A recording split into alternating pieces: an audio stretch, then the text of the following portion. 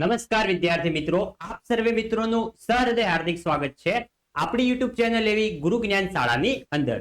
તો વિદ્યાર્થી મિત્રો, આજના આ વિડીયોની અંદર આજે આપણે ધોરણ 10 વિષય ગુજરાતી વિષયની અંદર ચેપ્ટર નંબર 18 જે છે કે ભૂખતીએ ભૂંડી ભીખ, જે મિત્રો છપ્પનિયો દુષ્કાળ કહેવામાં આવે છે એને લગતું આ ચેપ્ટર છે. તો એ ચેપ્ટરનું આજે આપણે સંપૂર્ણ સ્વાધ્યાયનું સોલ્યુશન આજે આ વિડીયોની અંદર કરવાના છીએ.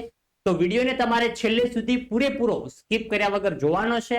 અને જો તમે ચેનલ ઉપર નવા હોય તો ચેનલને અચૂકથી સબસ્ક્રાઇબ કરી દેવાની છે, કારણ કે અમારી ચેનલ તમને આગળ ને આગળ બોર્ડની પરીક્ષાની અંદર પણ ખૂબ જ લાભદાયક રહેશે. પહેલો જોઈએ કે પ્રશ્નની નીચે આપેલા વિકલ્પોમાંથી સાચો વિકલ્પ પસંદ કરી એની નીચે આપણે ખરાની નિશાની કરી દેવાની છે. પહેલો, કેમ ભાઈ પટેલ તું આ પેટીયું નથી લેતો? આ વાક્ય કોને ઉદ્દેશીને કહે છે એ આપણે જણાવવાનું છે. તો અહીંયા ઓપ્શન નંબર એ છે કે શેઠ કાળુને કહે છે. આગળ વધીએ. આગળ છે બીજો કે કાળુ માને છે કે જગતમાં સૌથી ખરાબ બાબત કઈ છે? તો કાળુના મતે જગતમાં સૌથી ખરાબ બાબત કઈ છે? તો ઓપ્શન નંબર ડી કે સ્વમાન ગુમાવી ભીખ માટે હાથ લંબાવવો તે મિત્રો જગતની સૌથી ખરાબ બાબત છે. આગળ વધીએ. બીજો છે કે નીચેના પ્રશ્નના એક એક વાક્યની અંદર આપણે ઉત્તર લખવાના છે. એમાં પહેલો કે દુકાળના વખતમાં લોકોને કોણે મદદ કરી હતી? એટલે કે જે દુષ્કાળ પડ્યો હતો એ દુષ્કાળની અંદર ગામ લોકોને કોને મદદ કરી હતી? તો દુકાળના વખતમાં લોકોને ડેગડિયાના મહાજને મદદ કરી હતી. આગળ વધીએ. બીજો, કાળુ અને રાજુ ભૂંડામાં ભૂંડી બાબત કોને કહે છે? તો કાળુ અને રાજુ ભૂંડામાં ભૂંડી બાબત ભીખને કહેતા હોય છે. આગળ છે ત્રીજો કે સદાવ્રતમાં અનાજ લેવા કોણ કોણ ઉભા હતા લાઈનમાં? તેમાં જોઈએ કે સદાવ્રતમાં અનાજ લેવા જેમણે ખળામાંથી ઉચકાય એટલા દાણા બ્રાહ્મણોને દાન કરેલા, જેમના ઘરમાં એક સમય પુષ્કળ ધાન હતું એવા પણ ત્યાં ઉભા હતા. નાની સરખી લૂંટફાટ ને શરમ માનનારાઓને ભાઈનું દીધેલું ન લેનાર પણ આજે કંગાળ બનીને કતારમાં ઉભા હતા. એટલે કે આ ખાલી આટલા 3 લીટી પરથી આપણે અંદાજો લગાવી શકાય કે તે સમયની પરિસ્થિતિ શું હશે. આગળ વધીએ. આગળ છે ત્રીજો, નીચેના વાક્યો 2-3 વાક્યની અંદર જવાબ લખવાના છે. આ પ્રશ્ન આપણને પરીક્ષાની અંદર 2 માર્ક્સની અંદર પૂછાય છે. પહેલો છે કે અંતે કાળુ અનાજ માટેની મદદ લેવા શા માટે તૈયાર થાય છે? તો એનો આપણે જવાબ જોઈએ. તો કાળુ અનાજ લેવા માટે અચકાતો જોઈને સુંદર શેઠ તેને બોલાવીને કહ્યું કે કુદરત આગળ આપણે સૌ કોઈ લાચાર છીએ. તને હાથ લાંબો કરતા સંકોચ થતો હોય, ધર્માદાનું લાગતું હોય તો કાલથી આ ઓટલા પર ઝાડુ મારી જજે. મુખિયાજી પાસેથી ગાડી તકિયા માંગીને ગાડી નહીં પણ ગાદી તકિયા માંગીને અહીં પાથરી દેજે. પછી તને એમ નહીં થાય કે હું તને મફતનું આપું છું અને તું મફતનું લઈ ગયો. સુંદર શેઠની વાત સાંભળી અંતે કાળુ અનાજ લેવા માટેની તૈયારી દર્શાવે છે. આગળ વધીએ. હવે આગળ છે બીજો કે બાવાના 2 બગડ્યા એમ કાળુ શા માટે કહે છે? તો બાવાના 2 બગડવા રૂઢિપ્રયોગનો અર્થ પૂછાય છે તો આવશે બંને બાજુ પરિસ્થિતિ બગડવી. તો આવશે સુંદર શેઠે કહ્યું કે તમારું છે અને અમે તમને આપીએ છીએ, એમાં ધર્માદા જેવું કઈ નથી. આ સાંભળી કાળુએ દોડ પાસે ખીચડી પોતાના ફાટેલા ધોતિયાના છેડે બાંધી દીધી. તેને થયું કે આ તો બાવાના 2 બગડ્યા જેવો ખેલ થયો, કારણ કે કાળુને એમ થયું કે આમ કરવાથી ક્યારેક કોઈની પાસે કઈ માંગવું નહીં, એ ટેક પડાય નહીં અને ભીખ માંગીને આ તો મરવા જેવું થયું પોતાના મતે. આગળ વધીએ. ત્રીજો કે સુંદરજી શેઠ વિશે આપણે 5 વાક્યો લખવાના છે. એટલે કે જે શેઠ હતા દુષ્કાળના સમયની અંદર લોકોની મદદ કરતા હતા એમના વિશે આપણે 5 વાક્યો લખવાના.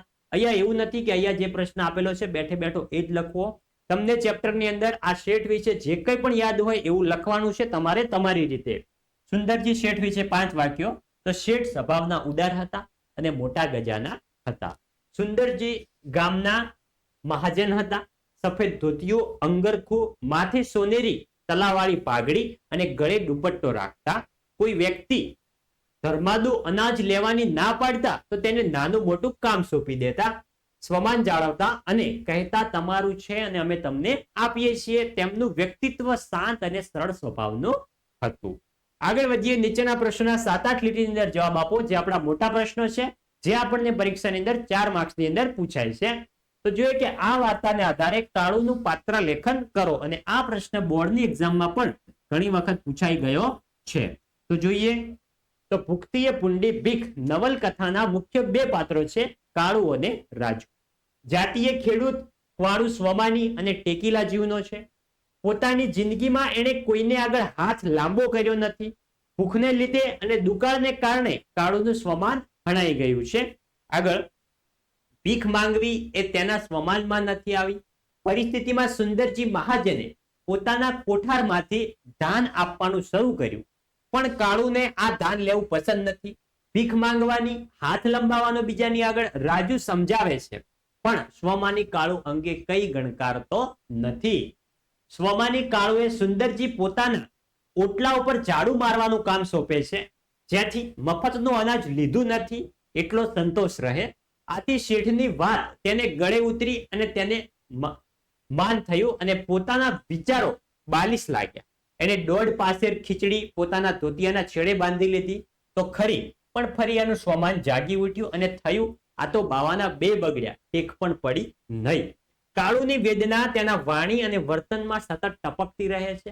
એને સાચું જ કહ્યું હતું કે ભૂખ પુંડી નથી, પણ ભૂખતીય પુંડી ભીખ છે. આગળ વધીએ. આગળ જોઈ શકો છો, તમને આપેલો છે જવાબ. બીજો છે, આ વાર્તાને આધારે દુષ્કાળની ભયાનકતા તમારા શબ્દની અંદર લખવાની છે. એટલે કે જે આપણે 18મું ચેપ્ટર છે ભૂખતીય પુંડી ભીખ, એ ચેપ્ટરની અંદર દુષ્કાળ વિશેની વાત કરવામાં આવી છે. તો આ ચેપ્ટરની અંદરથી તમને દુષ્કાળને લગતું જે કંઈ પણ યાદ હોય, તમારા વિષય શિક્ષકે જ્યારે તમને પાઠ ચલાવ્યો હોય, તમને જે કંઈ પણ યાદ હોય પાઠનું, એ ખાલી તમારે લખવાનું છે. અહીંયા સ્પષ્ટ શબ્દની અંદર કહ્યું છે તમારે તમારા શબ્દોની અંદર લખવાનું છે. તમે કોઈ પણ પુસ્તકનો ઉપયોગ કરી એમાં બેઠે બેઠું લખેલું હોય એવું સેમ ટુ સેમ નથી લખવાનું. અહીંયા તમે તમારા શબ્દની અંદર જેવું આવડે એવું લખશો તો પણ તમને માર્ક્સ મળશે. જોઈ શકો છો, સંપૂર્ણ જવાબ તમને આપેલો છે. લાસ્ટમાં છે કે રાજુની મનોવ્યથા તમારા શબ્દોમાં આ લેખો. તો આ પણ પ્રશ્ન મિત્રો પરીક્ષાની અંદર ઘણી વખત પૂછાય છે, કાં તો દ્વિતીય પરીક્ષાની અંદર કાં તો બોર્ડની પરીક્ષાની અંદર પૂછાય છે. રાજુની મનોવ્યથામાં કરુણા અને લાચારી જોવા મળતી હતી. દુષ્કાળની પરિસ્થિતિથી ગામના સૌ લોકો દુઃખી હતા. બાળકોના પેટ માટે ભીખ માંગવા જવાનું હતું. રાજુએ તો વાસ્તવિકતા સ્વીકારી લીધી. આ સ્થિતિમાં ભીખ માંગવામાં શરમ શાની, એ કાળુને સમજાવવું તેને માટે મુશ્કેલ હતું. પોતાના કારણે કાળુ ભૂખે મરી જાય એ એનાથી જીરવાતું નથી. રાજુ પણ જાણે છે કે દોઢ પાસેર ખીચડીથી કાંઈ મળવાનું નથી, એટલે આજે હાથ ધરવાનો એક દોઢ પાસેર ખીચડી માટે કાળુનો આ બબડાટ રાજુથી સહન થતો નથી. તે ચીડિયાને કાળુને ઠપકો આપે છે ચીડાઈને, અને રાજુને બેચેન કરી મૂકે છે. કાળુને ધમકાવી તેનું બાવડું જાલી હડસેલી છાના માના ઘરે હેડ એમ કહે છે. એમ કહીતે રાજુનો અવાજ ઢીલો પડી જાય છે. કાળુને સાચવવાની ચિંતાથી ઘેરાયેલી રાજુની આ મનોવ્યથા ખરેખર ચિંતા જેવી બની જાય છે.